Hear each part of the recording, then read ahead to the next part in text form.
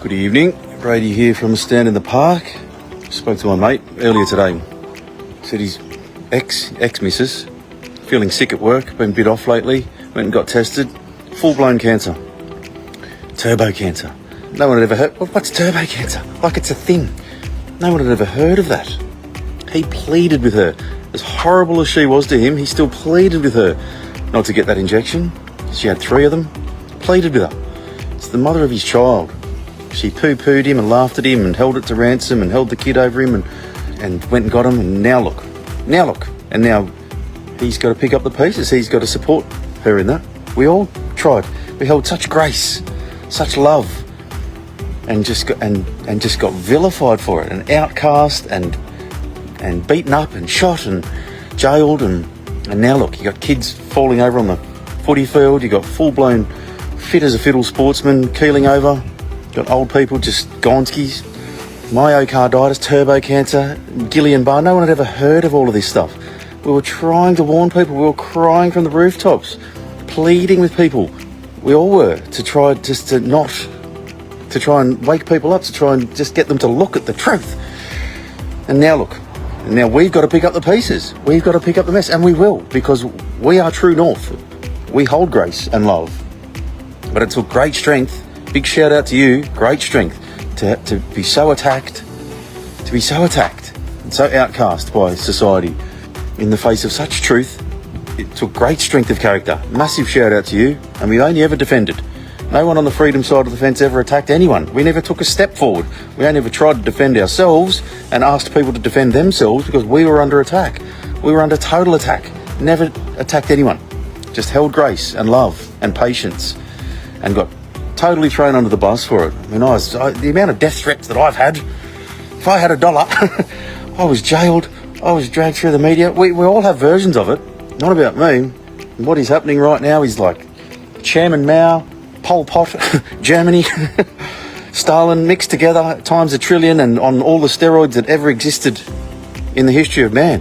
The excess death rate is over 20%. That is so stratospherically light years above anything that the world has ever seen before that it's unbelievable. Speechless. Not a word on the media. Not a word. We are witnessing something so truly horrific that it's undigestible. It's the lie is so big, the size of this is so big that even the people that know what's going on still can't quite grasp it, particularly because it was the world leaders that did it, and how are they still standing? Don't worry though, this is crazy.